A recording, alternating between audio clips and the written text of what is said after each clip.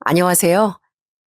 저는 두 아이를 키우고 있는 40대 직장인 여성입니다. 전 지금껏 인생을 살면서 참 많은 일을 이뤄냈다고 생각했어요. 귀여운 아이들을 만나기도 했고, 직업적으로도 다른 사람들이 부러워할 정도로 높은 연봉을 받을 수 있게 되었고요. 그렇지만 단 하나, 가정을 행복하게 유지하는 것만은 쉽지 않더라고요. 평생 행복하게 제 가정을 유지할 수 있을 거라고 생각했던 저에게 참 기가 막힌 사건 하나가 있었는데요. 가족이란 이름으로 하나부터 열까지 모든 걸 원하기만 했던 사람들 때문에 전 결국 가족의 손을 놓아버리고 말았습니다. 그때 그 사건을 한번 여러분들에게 얘기해 보려고요. 저희 아버지는 오래전부터 사업을 운영하셨습니다. 저보다 4살 많은 오빠와 제가 태어나고 난 후에도 열심히 사업을 운영하시며 저희를 키워주셨어요. 어릴 적엔 정말 남부럽지 않을 정도로 저희 집은 잘 살았습니다. 피아노 학원도 다니고 먹고 싶다는 건 부모님께서 얼마든지 다 사주셨죠. 그렇게 넉넉하게 살았었는데 제가 고등학생 때 집안 사정은 한순간에 바뀌고 말았습니다. 바로 저희 아버지 사업이 쫄딱 망해버리고 만 거였어요. 집안엔 빨간 딱지가 온 곳에 붙어 있었고 집은 경매로 넘어가게 되었죠. 그때 엄만 정말 상심이 크셨어요. 여보, 이게 어떻게 된 일이야? 경매라니, 이 집이 경매에 넘어가다니, 이게 말이나 돼? 미안해, 여보. 얘들아, 미안하다. 아빠가 어떻게 해보려고 했는데 정말 미안하다. 결국 저흰 정말 좋은 아파트에 살다가 낡은 빌라로 이사를 갈 수밖에 없었어요. 그때 정말 한순간에 삶이 바뀔 수 있다는 걸 알게 되었어요. 그날 이후로도 부모님은 어떻게든 재길하시려고 노력하셨지만 생각보다 상황은 풀리지 않았죠. 전 대학은 갈 수 있을까 정말 걱정이 많았는데 다행히도 학자금 대출도 받고 아르바이트도 하면서 그렇게 대학 입학금을 벌고 대학에 들어갈 수 있었답니다. 그리고 제가 대학에 다니는데 가장 많이 일조했던 사람이 있었는데요. 그건 바로 제 오빠였습니다. 저보다 4살 많았던 오빤 누구보다 듬직한 사람이었어요. 제가 딱 대학에 입학했을 때 오빤 제 어깨를 토닥이며 한 말이 있었습니다. 수영아, 걱정하지 마. 이 오빠가 어떻게든 너 대학 졸업할 때까진 책임질게. 그러니까 아무 걱정하지 말고 넌 대학 꼭 잘 다니고 있어. 알았지? 오빠 어떻게 하려고. 괜찮아. 나 등록금 없으면 휴학하고 그러면 되지 뭐. 아니야. 오빠가 어떻게든 너 대학 졸업하게 해줄 거야. 걱정하지 마. 그러면서 오빤 정말 밑바닥부터 열심히 일을 했습니다. 진짜 아끼고 또 아끼면서 열심히 돈을 벌었죠. 그러면서 모아둔 돈은 제 대학 등록금으로 내주곤 했습니다. 저뿐만 아니라 엄마 아빠도 그런 오빠에게 미안함과 고마움을 표현하기도 했고요. 영준아, 고맙다. 엄마랑 아빠 대신해서 네가 고생이 많구나. 정말 고맙고 미안하다. 아니에요, 엄마. 지금까지 엄마 아빠가 얼마나 고생하면서 우리를 키워주셨는데 이 정도는 당연히 제가 해야죠. 그리고 미안해하지 마세요. 엄마 아빠 덕분에 저희가 지금까지 더 많이 누리면서 살았잖아요. 그렇게 오빤 정말 우리 집에서 누구보다 든든한 장남이 되었습니다.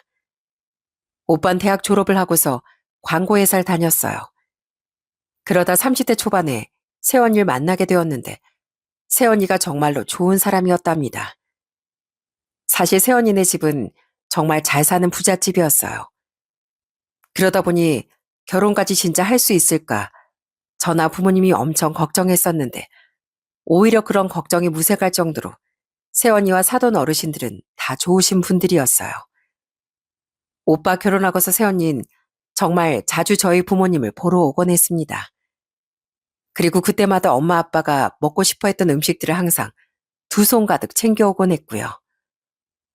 어머님, 아버님, 아가씨, 저 왔어요. 아이고, 이게 다 뭐냐? 얼른 들어와. 세아가, 아무것도 안 가지고 와도 되는데 뭘 이렇게 많이 챙겨왔어? 이게 다 뭐니? 이거 저번에 어머님이 먹고 싶다던 오리탕이고요. 이건 아버님 보양하시라고 장어 좀 사왔어요. 오늘 다 같이 모인 김에 먹으려고요. 어머님 저번에 기운 없으시다고 하셨잖아요. 그냥 지나가면서 하는 소리였는데 내가 너한테 괜한 소리 했나 보네. 어쨌든 고맙다 얘. 이런 걸 다 챙겨서 가지고 오고 말이야. 아니에요 어머님. 어머님, 아버님, 아가씨까지 다 건강하면 제가 더 좋죠. 그렇게 항상 가족들을 세심하게 잘 챙겨주는 새언니 덕분에 저희 가족들은 늘 보일 때마다 행복하고 좋았습니다. 새언니는 저희 부모님도 정말 친부모님처럼 잘 모셨어요. 그런 새언니에게 항상 잘하는 오빠를 보면서 이런 게 결혼 생활이구나 많이 느꼈습니다. 그러다 오빠가 30대 후반 때, 제가 30대 중반이 되었을 때 오빠의 인생이 확 달라지게 되었어요. 오빠가 바로 광고회사를 차리게 된 거였습니다. 광고회사에 다녔을 때도 오빠 능력도 좋고 감도 좋아서 이직 제의가 정말 많이 오던 사람이었어요. 그런데 새언니네 집에서 그런 오빠의 가능성을 보고서 광고회사를 차리는 걸 도와주셨던 거였고요. 그 사실을 알고서 엄마랑 아빠가 새언니에게 얼마나 고마워했는지 모릅니다. 그런데 새언니가 엄마 아빠한테 뭐라고 했는지 아세요? 전 정말 새언니가 한 얘기를 듣고 깜짝 놀랄 수밖에 없었어요. 새아가 정말 고맙다. 사돈댁에서 회사를 차려주셨다니 거기다 대표자를 우리 아들로 앉혔다면서 정말 이걸 감사해서 어쩌니. 그래도 네가 대표로 있어도 되는 건데. 당연히 가족이니까 남편이 잘 되면 다 같이 잘 되는 거죠. 그리고 저보단 이 사람이 더 일을 잘해요. 능력도 좋고요. 누가 대표라면 어때요? 누구든 하나라도 잘 되면 가족이 다 행복한 건데. 그러니까 어머님, 아버님 앞으로 너무 걱정하지 마세요. 저희 남편 진짜 일 잘하고 똑부러지거든요. 꼭 성공할 거예요. 고맙다, 고마워. 난 네가 우리 영준이 옆에 있어서 얼마나 마음이 놓이는지 모른다. 고맙다, 정말. 새언니는 정말 든든한 오빠의 지원자였고 지지자였습니다. 그러다 보니 오빤 새언니에게 힘을 많이 얻어 정말 열심히 회사를 운영했어요. 당연히 열정적으로 회사를 운영하니 잘 될 수밖에 없었고요. 그러다가 그즈음 저 역시 지인의 소개로 남편을 만나 결혼을 하게 되었어요. 남편은 공무원이었고 사람이 참 성실하고 착실했습니다. 양가 집안 상황은 서로 비슷비슷했고 결혼할 땐 저와 남편이 서로 모은 돈을 가지고서 신혼살림을 시작했어요. 남편은 결혼하고서 정말 저희 집에 잘했습니다. 특히나 오빠와는 누구보다 친하게 잘 지냈죠. 매번 친정집에 올 때마다 오빠, 남편, 아빠가 같이 앉아 술 한 잔씩 마실 때면 정말 분위기가 좋았거든요. 아버님, 제가 한 잔 올리겠습니다. 오늘 제가 좋은 술 사오려고 했는데 시간이 없었네요. 다음엔 아버님 좋아하시는 위스키로 제가 사오겠습니다. 아니야, 난 술을 좋아하는 게 아니라 이렇게 우리 사이랑 아들이 같이 한잔하는 게 좋은 거지. 자네한테 내가 참 고맙네. 아무리 그래도 처갓집이 이렇게 오는 게 쉽지 않을 텐데 말이야. 아닙니다. 전 처갓댁 오는 거 정말 좋습니다. 이렇게 아버님도 뵙고 어머님도 뵙고 형님도 만나고요. 저희 집보단 여기가 더 편해요. 그 정도야? 내가 아주 자네 넉살의 기분이 절로 좋구만. 그렇게 말이라도 해주니 참 고마워. 그 뒤로 전 아들, 딸 둘을 낳게 되었고 그렇게 열심히 결혼 생활을 꾸려나갔어요. 저 역시 시댁에 정말 잘하려고 노력했고요. 시댁은 시부모님과 남편, 시동생이 있었는데 시댁에선 시동생이 정말 개천의 용이나 다름없었습니다. 공부를 무척이나 잘해서 명문대를 나왔고 정말 똑똑한 사람이었거든요. 그러다 보니 매번 시댁에 갈 때마다 시모가 빠짐없이 하는 얘기가 바로 시동생 칭찬이었죠. 아가, 우리 재환이 누구 소개해 줄 사람 없냐? 애가 너무 잘나서 그런가? 주변에서 선자리도 막상 안 들어오고 말이야. 이게 또 너무 잘나도 문제야, 문제. 왜요? 도련님 결혼하고 싶다고 하세요? 저번에 결혼은 전혀 생각 없다고 하던데. 걔야 뭐 아직 노는 게 더 좋겠지. 거기다가 눈에 차는 사람이 있어야 말이지. 세상 발 아래 두고 떵떵거리면서 사는 애가 여자가 눈에 들어오겠어? 그래도 결혼은 해야지. 그나저나 주변에 뭐 괜찮은 여자 없냐? 똑똑하고 직업도 좋고 집안도 좋으면 더할 나위 없이 좋고 말이야. 그렇게 시모는 늘 시동생을 최고로 생각하시곤 했습니다. 그때까지만 하더라도 그냥 시모의 아들사랑이 좀 별나구나 싶었어요. 그런데 시간이 가면 갈수록 시모의 아들사랑은 점점 도가 지나치기 시작했습니다. 시동생은 정말 허구한 날 사고를 치고 다녔어요. 한 번은 술 취해서 난동을 피우다가 경찰서에 잡혀가 시댁이 아주 난리가 난 적도 있었습니다. 그날 집에서 자고 있었는데 갑자기 새벽 2시에 남편 전화가 울리는 거였어요. 그래서 봤더니 전화를 한 사람은 다름 아닌 시모였습니다. 저나 남편이나 너무 놀라 전화를 받아봤더니 시모가 엄청 다급한 목소리로 남편에게 달려오라는 거였죠. 명아나, 명아나, 얼른 여기 경찰서로 와라. 아휴, 재환이가 큰일 나게 생겼어. 왜, 무슨 일인데? 왜, 뭐 무슨 일이라도 생긴 거야? 아휴, 제가 뭔 속상한 일이 있었는지 가게에서 살짝 물건을 좀 던졌나 보더라고. 근데 거기 유리창이 좀 약해서 아주 박살이 났나 보더라.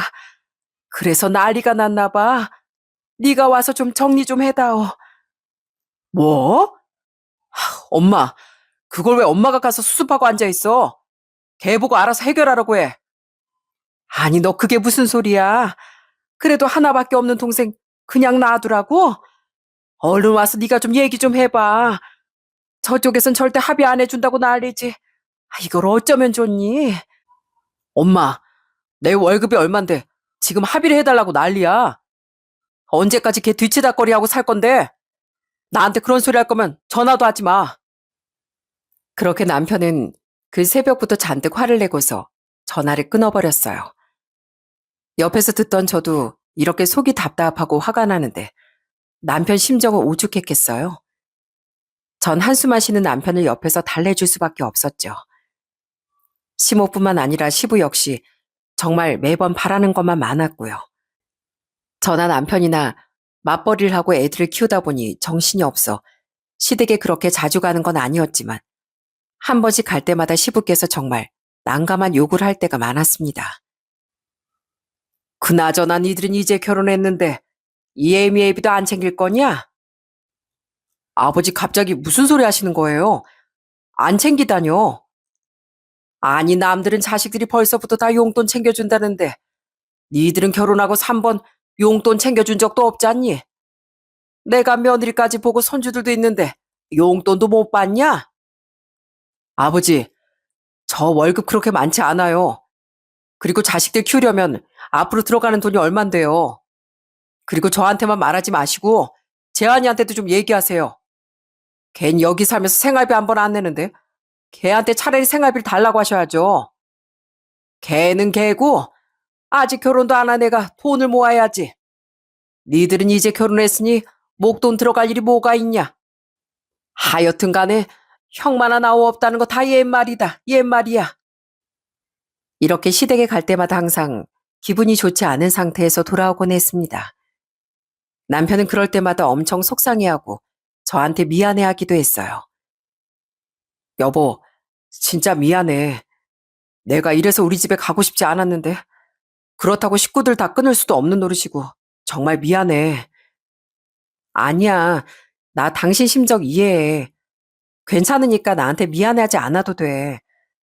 그래도 당신은 많이 속상하겠다. 그러게, 맨날 동생만 잘났다 하니 익숙해진 줄 알았는데 이젠 당신한테까지 저러시니까 너무 속상하네. 항상 그렇게 기가 죽어 있는 남편을 보면서 참 안쓰럽다는 생각도 많이 했어요. 그래서 그런지 남편은 저희 집에 갈 때면 더 기분이 좋아 보이고 행복해 하더라고요. 솔직히 저희가 여유롭고 잘 살았다면 양가 부모님께 넉넉하게 용돈도 드리고 할 수 있었겠죠. 그렇지만 지금까지 모아둔 돈도 결혼하느라 다 쓰고 새로 시작하는 마음으로 차곡차곡 열심히 모으며 잘 살고 있었는데 저렇게 힘 빠지는 소리를 하는 시부모님을 만날 때마다 저도 참 속상하기도 했습니다. 그러다가 전 애들이 어느 정도 크고 나서부턴 고민을 좀 많이 했던 것 같아요. 그때 당시 디자인 회사에 다니고 있었는데 아이들이 그렇다고 큰 것도 아니고 그런데 회사 일은 너무 많고 월급은 그대로라 이대로 다니는 건 좀 힘들 것 같다는 생각을 하고 있었거든요. 그래서 이직을 고민하게 되었죠. 그때쯤 오빠 세연이가 저한테 밥 한 끼 같이 먹자며 연락이 온 적이 있었습니다.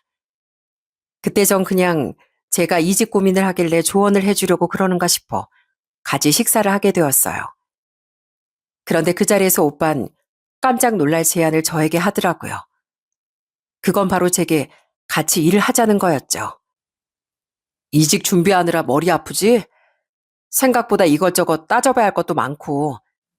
그래서 말인데, 혹시 너 오빠 회사에서 일해보는 건 어떻게 생각해?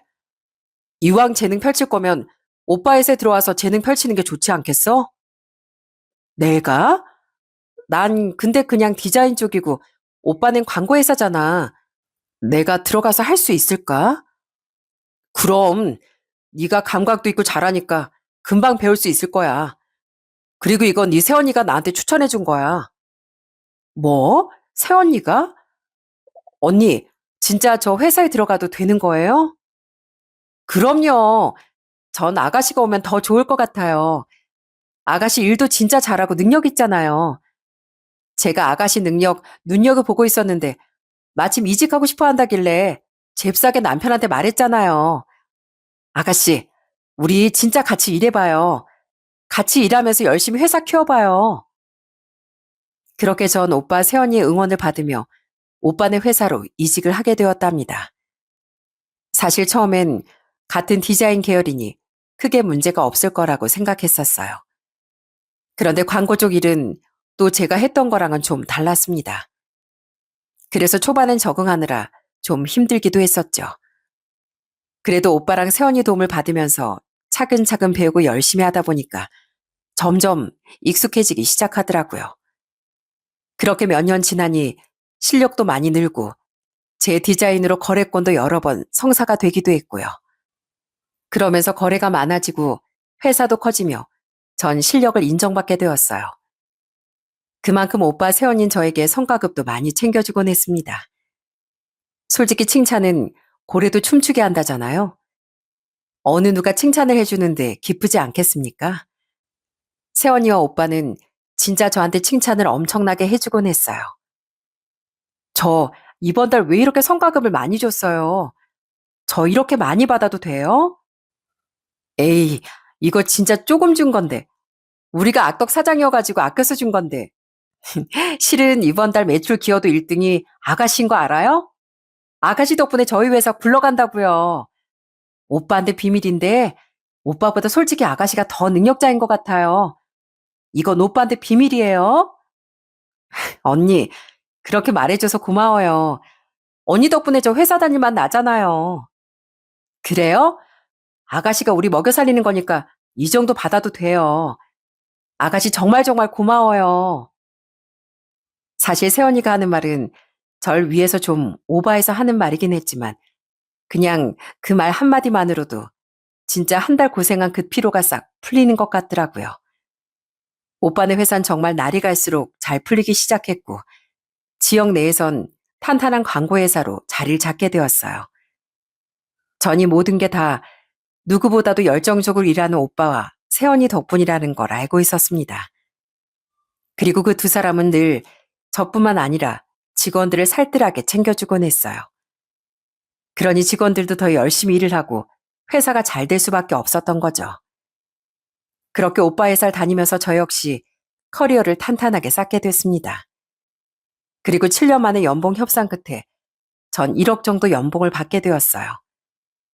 그때가 연봉 협상을 하던 날이었는데 그 기념으로 세연이랑 오빠가 밥을 사주기도 했습니다. 솔직히 전 그 연봉이 혹여나 이게 페널티가 좀 있는 게 아닌가 생각했었어요. 그래서 바로 두 사람에게 물어보기도 했습니다. 설마 저 가족이라서 이렇게 연봉 후하게 쳐주는 거 아니에요? 아우, 절대 아니에요, 절대. 아가씨, 우리가 얼마나 냉철한 사람들인데 절대 아니거든요. 사실 주변에서 아가씨 작업을 보면서 디자이너가 누구냐고 얼마나 물어보는지 몰라요. 그래서 혹시나 주변에서 이직하라고 아가씨 꼬드길까봐 우리가 이렇게 미리 선수 치는 거예요. 아가씨 오늘 연봉 협상 땅땅땅 다 결정했으니까 앞으로 우리 회사에서 평생 뼈 묻을 거죠? 아이, 그럼요. 전 앞으로 평생 여기서 일하죠. 제가 어딜 가겠어요. 진짜예요? 여보, 우리 아가씨랑 아주 종신계약 맺자. 그래야 아가씨가 어디 안 가지. 그래, 그래. 아, 야, 수영아. 네 새언니가 아주 너 도망 못 가게 꽁꽁 싸매라고 난리다, 난리. 하여튼간 그만큼 네가 잘했다는 거고 가족이라서 연봉 많이 주는 건 절대 아니야. 그러니까 네 실력이 그 정도라고 생각하면 돼. 네가 얼마나 잘하는데. 정말 이런 소리를 듣고 나니 너무 뿌듯하고 기분이 좋았습니다. 사실 말이 그렇지 그 7년이란 세월이 쉬운 일은 아니었거든요. 애들도 봐야 되고 살림도 해야 되는데 일까지 신경 써야 하니 정말 힘들고 포기하고 싶을 때도 많았습니다. 그렇지만 엄마로서 자식들에게 부끄러운 모습 보여주고 싶지 않았고 나중에 아이들이 컸을 때 우리 엄마 참 멋지다라는 얘기를 듣고 싶어 이 악물고 열심히 일을 했던 것 같아요.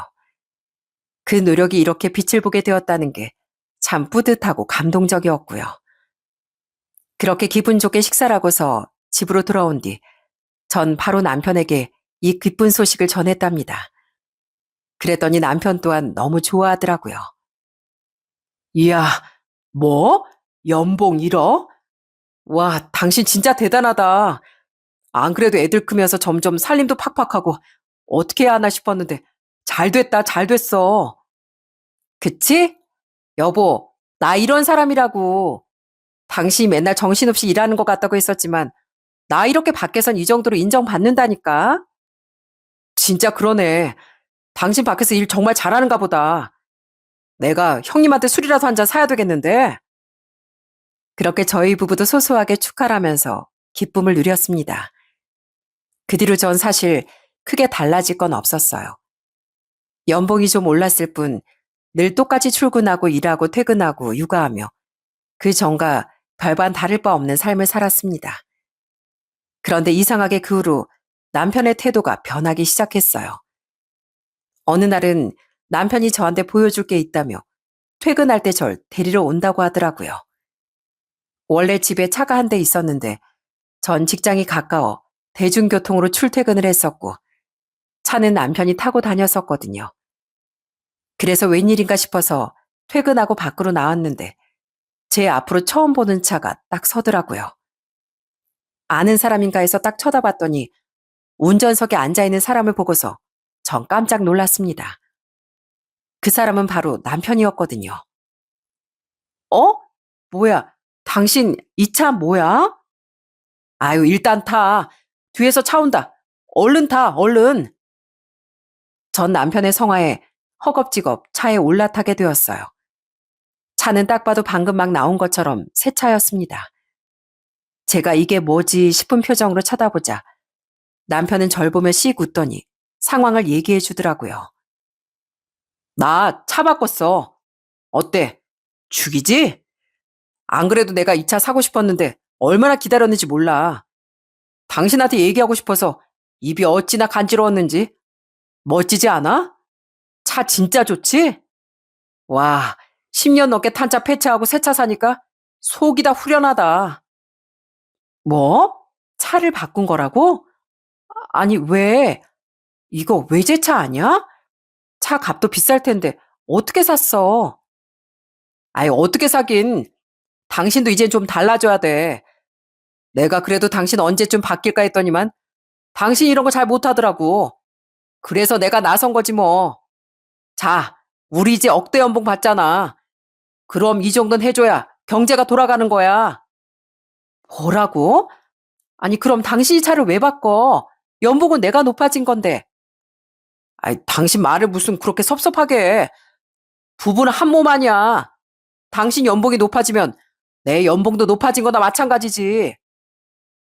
그렇게 말하는 남편을 보면서 전 너무나 기가 막히더라고요. 그 전까지만 하더라도 진짜 뭐 음식 하나라도 시키려면 돈 따지고 이것저것 비교해보고 한참을 고민하다가 겨우 배달 음식을 부르던 남편이었는데 제 연봉이 높아졌다고 해서 갑자기 이렇게나 달라질 수 있는 건지 처음엔 너무 당황스러웠어요. 그런데 그게 끝이 아니었습니다. 나중엔 또 시댁에 가서 어찌나 자랑을 하던지 그렇게 자랑을 하니까 시부모도 이때다 싶었는지 또 용돈 얘기를 꺼내기 시작하더군요. 아버지, 엄마, 이제 저 사람 억대 연봉 받아요. 그거 엄청 대단한 거 아시죠? 저 이제 생활도 쫙 풀릴 것 같아요. 그러냐? 그럼 올해부터 우리도 용돈 받을 수 있겠구만. 안 그래도 옆집에서 며느리가 매달 용돈을 챙겨준다면서 자랑하던데 나도 자랑할 거리 생겨서 좋구나. 아, 용돈뿐이겠어요?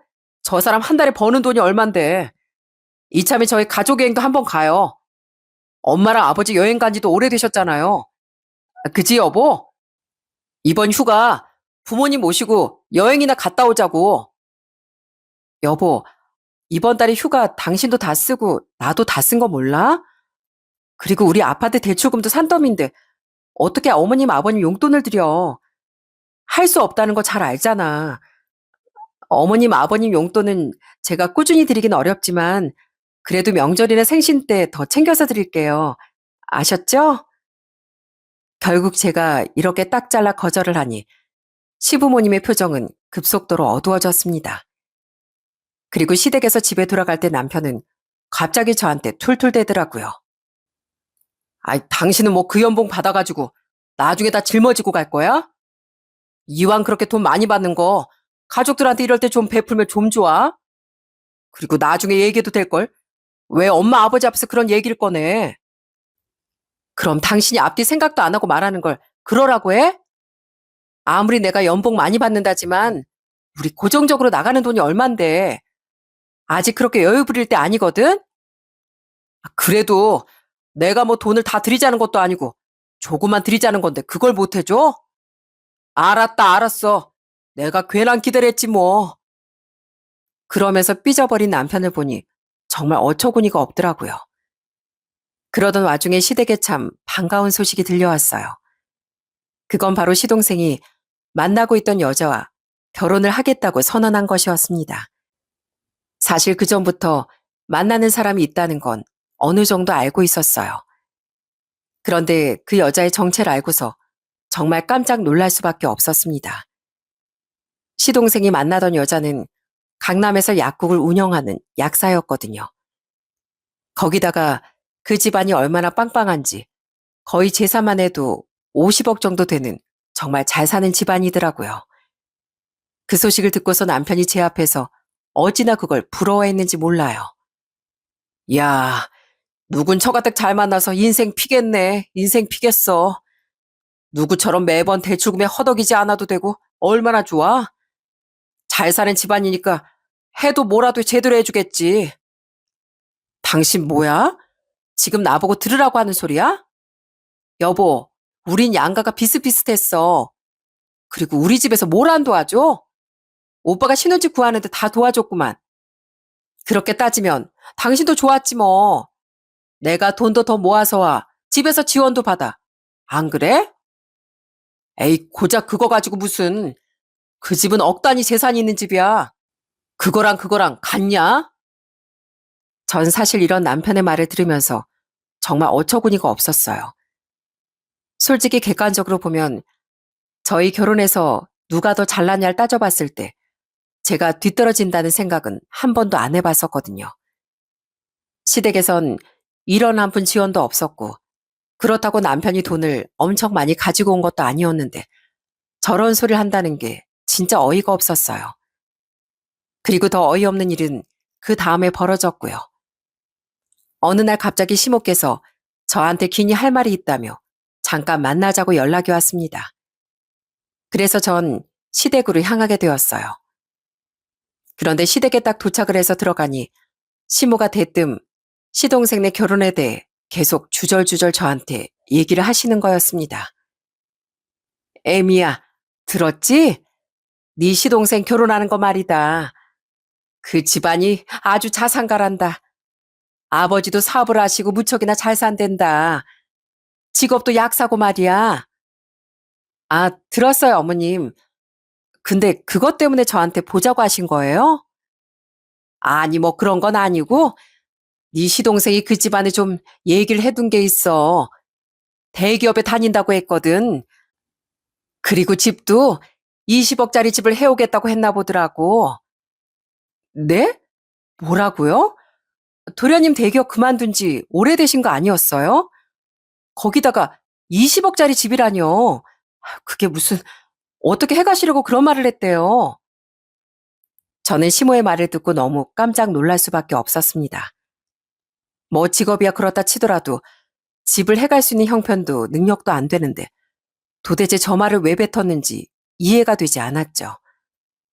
그런데 그때 시모가 절 부른 이유를 알게 됐습니다. 시모는 조심스럽게 저한테 얘기를 꺼내셨어요. 그래서 말인데 우리가 모아둔 돈이 2억 5천이었거든. 거기서 2억을 보증금으로 써가지고 그만한지 월세를 좀 알아봤다. 근데 우리가 남은 돈으로 월세까지 감당하긴 어려워서 말이야. 그래서 말인데 네가 500만 원 월세 좀 내주면 안 되겠니? 네? 500만 원 월세를요? 아니 그걸 왜 제가... 걔가 결혼만 하면 돈 갚는 거 문제도 아니랜다.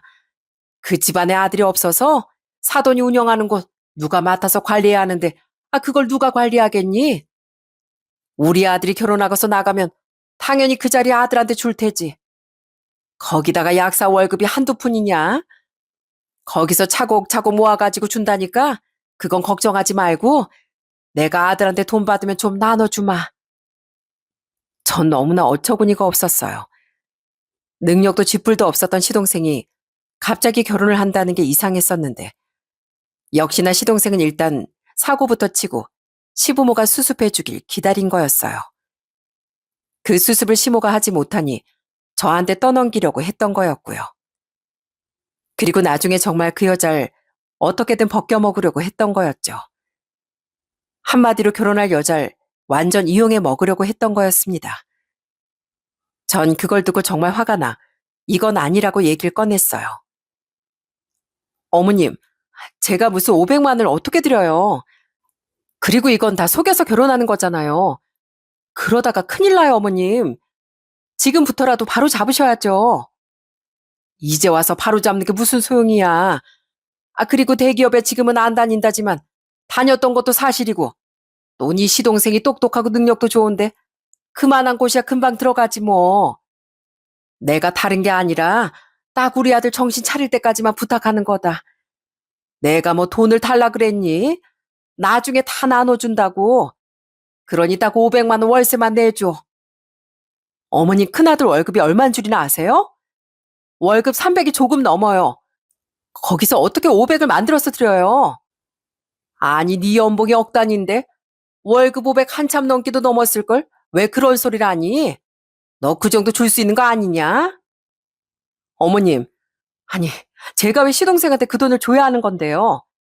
어머님이 뭐 저한테 맡겨놓으시기라도 하신 거예요? 아니 평소에 저한테 잘해주신 것도 아니고 결혼할 때 도와주신 것도 아닌데 왜 제가 시동생 결혼할 때만 이렇게 하시냐고요? 저 절대 못합니다. 그러니까 시동생한테 다 바로 잡으라고 하세요. 에미야, 내가 바로 달라는 것도 아니고 좀 생각해보라는 건데 아무튼간 내일까지 좀 생각하고 답변 다오. 난 네가 좋은 답변할 거라고 믿는다. 끝까지 그렇게 뻔뻔하게 요구하는 시모를 보면서 도저히 말이 안 통하는구나 하는 생각이 들었어요.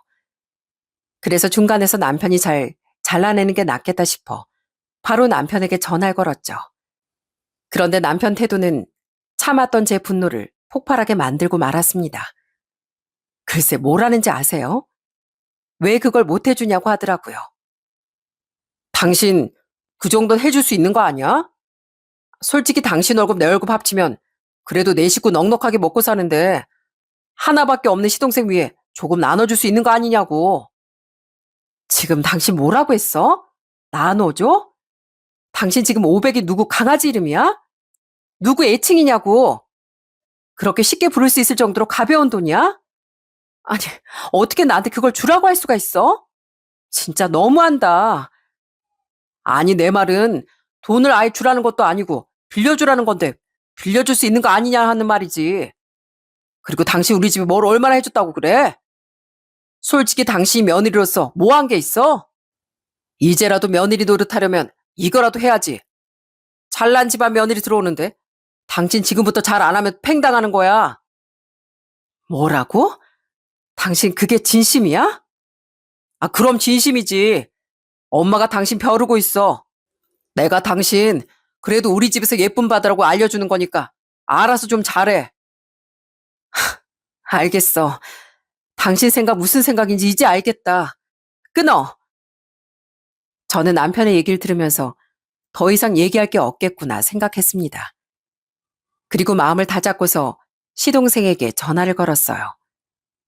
그리고 시동생이 만나고 있다던 여자친구의 약국 주소를 알아냈습니다. 시동생은 처음에 그걸 왜 물어보냐고 묻더라고요. 형수님, 갑자기 왜 그건 물으세요? 가보시려고요? 역시 형수님이면 다 해주실 줄 알았어요. 형수님, 근데 걱정하지 마세요. 제가 제대로 한 방 먹으면 2배로 쳐서 갚을게요. 그 집안이 엄청난 자산가고 딸만 둘이라 저한테 떨어질 게 많다니까요. 그 여자가 공부만 해서 순진해서 그런가 이런 걸 잘 모르더라고요. 네, 가봐야죠. 저번에 집에 인사 왔을 때도 인사 한번 못하고 제가 쓱 한번 가서 볼게요. 그래도 얼굴은 알아야 하니까. 아, 그죠. 하긴 하도 바빠서 상견례 때는 얼굴 볼 수도 있겠네요. 제가 주소 남겨드릴 테니까 그럼 한번 가보세요, 형수님. 그렇게 시동생은 저에게 그 여자분의 약국 주소를 넘겼습니다. 그리고 전 그 주소를 받고서 아침 해가 뜨자마자 약국으로 달려갔어요. 그런데 아침 진료 시간이다 보니 손님들이 제법 있더라고요. 바로 얘기를 꺼내는 건 좀 아니다 싶어 전 쪽지에 글을 쓰고 바로 그 여자분에게 건넸죠. 저 김재환 씨 형수 되는 사람이에요. 할 얘기가 있어서 왔으니 시간 좀 내주세요. 그렇게 쪽지를 전해주고서 밖에서 기다리고 있는데 그 여자분이 얼마 뒤 절 찾아왔더라고요. 그러면서 쪽지를 내밀고서 저에게 물었습니다. 재환 씨 형수님이시라고요? 아, 안녕하세요. 근데 여긴 어쩐 일로 무슨 할 말이 있으셔서 오셨어요? 저 그 결혼 절대 하시면 안 돼요. 네? 그게 지금 무슨 소리 하시는 거예요? 저희 시동생 대기업 다닌다는 것도 다 거짓말이고 20억 집 해온다는 것도 다 거짓말이에요. 뭐라고요? 같은 여자로서 사기 결혼으로 속고 있는 거 도저히 못 보겠어서 이렇게 온 거예요. 그러니 제발 잘 알아보세요. 이 말 꼭 해드리고 싶어서 왔습니다. 전 그렇게 그 여자분에게 시동생의 실체를 다 까발렸어요. 처음엔 그 여자분도 제 얘기를 잘 못 믿더라고요. 그 여자분은 몇 번이나 되묻고 되물으며 사실을 확인했습니다. 정말, 정말 그게 맞아요? 그 집에서 20억 넘는 아파트 갖고 있다던데 그럼 해온다는 아파트가 자가가 아니고 월세였다고요? 네, 그것뿐만이 아니고 그쪽한테 보여준 사진이요. 그거 다 옛날 사진이에요. 사원증도 보여줬다고 했죠? 그것도 다 옛날에 있었던 사원증이고요. 지금 다 속으시는 거라고요. 그랬더니 그 여자분은 정말 큰 충격을 받았는지 그 자리에서 아무 말도 하지 못하고 가만히 서 있기만 하더라고요. 그런 그 여자의 모습을 보면서 전 정말로 안쓰러웠어요. 그리고 전 또 하나의 증거를 보여줬습니다. 그건 바로 시동생이 과거에 여자분께 했던 것처럼 다른 여자를 등쳐먹으려고 하다가 고소를 당했던 그때 그 내용이 담긴 메시지를 보여줬어요. 이거 보이시죠? 김재환이란 사람이 이런 사람이에요. 그쪽 만나기 전에도 다른 여자 등쳐먹다가 사기죄로 고소당할 뻔한 거 겨우 합의해서 전가가 안 남았을 뿐이라고요. 어떻게, 아니, 어떻게 이럴 수가. 그쪽 아버지 사업하시죠? 그것도 다 알고서 접근한 겁니다. 그러니 이 결혼 절대 하시면 안 돼요. 절대 안 된다고요. 그리고 전 시동생과 했던 대화 내용도 녹음해 증거로 들려줬습니다. 결국 그 녹음까지 듣고 나서야 그 여자분은 이게 정말 사실이라는 걸 믿는 것 같았어요. 솔직히 전 이혼을 다 각오하고 저지른 일이었습니다. 다만 아무것도 모르고 속고 있는 그 여자를 어떻게든 구해야 되겠다는 생각을 했었죠. 그래서 모든 증거를 다 털어놓았던 거였고요. 그렇게 모든 실체를 까발리고서 충격을 받은 그 여자분을 위로해주고 전 집으로 돌아오게 되었죠. 그때 마침 딱 시모에게서 전화가 오더라고요. 전 제가 모든 사실을 밝힌 걸 벌써 알았나 싶은 생각에 좀 긴장하며 전화를 받았는데 아직까진 전혀 모르고 있더라고요. 오히려 시모의 생각 없는 말에 헛웃음이 나올 지경이었어요. 예, 너 어제 재환이한테 여자친구 약국가 어디냐고 물어봤다며? 그러게, 너 괜히 돈 못 해준다고 한 거였지? 가서 얼굴까지 본 거 보니까 네 시동생 결혼시키려고 생각은 했었나 보네. 잘했다, 잘했어. 가족이 뭐니? 이럴 때 똘똘 뭉쳐가지고 사는 게 가족 아니겠어? 어쨌거나 저쨌거나 오늘 잔금 마무리할 거니까 월세 좀 보내다오. 그래야 애들 가서 청소도 하고 가구도 어떻게 놀지 알아볼 거 아니냐. 알았지? 바로 나한테 보내라. 전 아무것도 모르고 신이 난 시모의 전화를 끊고서 바로 시모 계좌로 돈을 보냈습니다.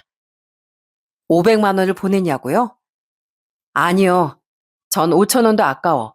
딱 500원을 입금했습니다. 그리고 입금장명을 거지 같은 것들이라고 딱 쓰고 보내버렸어요. 그랬더니 바로 시모한테서 연락이 왔더라고요. 그리고 제가 전화를 받자마자 아주 귀가 터지게 소리를 고래고래 치셨고요. 야, 너 뭐 하는 애야?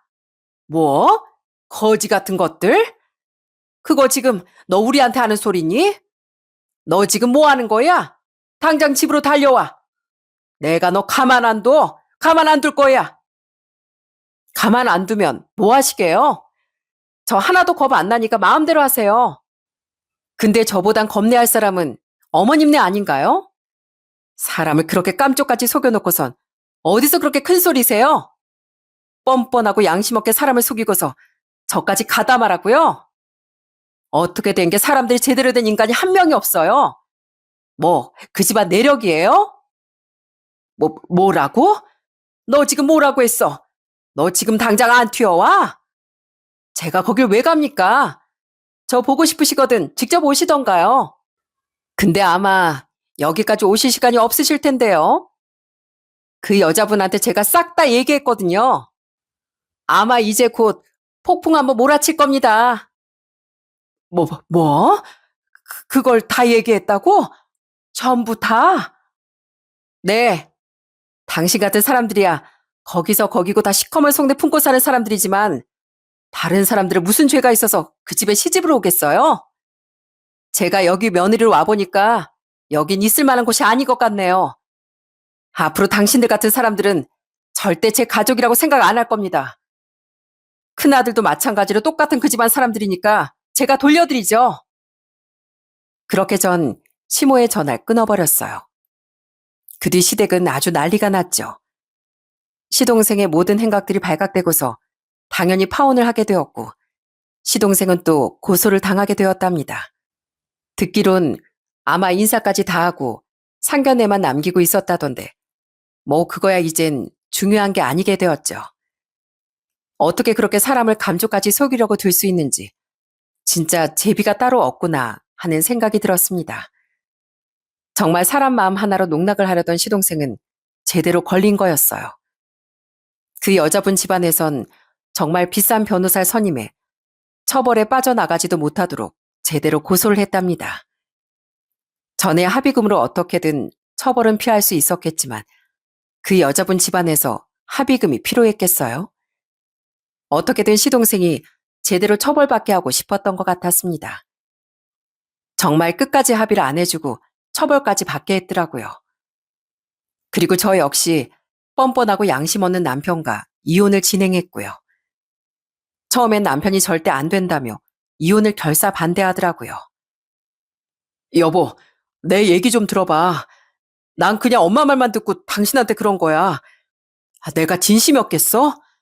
내가 우리 집에 어떤 마음이었는지 당신이 누구보다 잘 알잖아. 근데 왜 나랑 이혼을 해? 알았어. 내가 우리 집이랑 인연 끊을게. 그럼 됐지? 아니, 너도 똑같아. 그 피가 어디 가겠니? 니네 집 식구들 죄다 똑같더라. 너도 그때 나한테 그랬잖아. 며느리 둘이 뭐 한 게 있냐고. 근데 생각해보니까 니네 집에 내가 어울리는 며느리가 아니더라고. 똑같이 사기치고 남들 등쳐먹고 다니는 며느리 새로 구해. 알았지?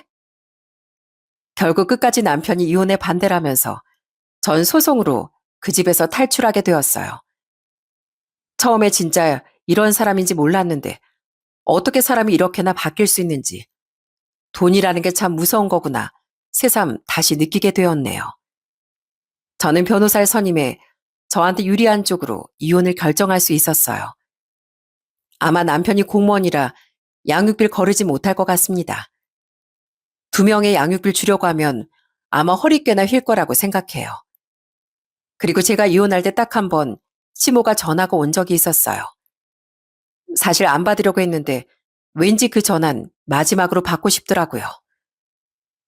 너 우리 집안 이렇게 쑥대밭으로 만들어? 내가 너 앞으로 어떻게 사는지 똑똑히 볼 거야. 내가 너 평생 저주할 거라고.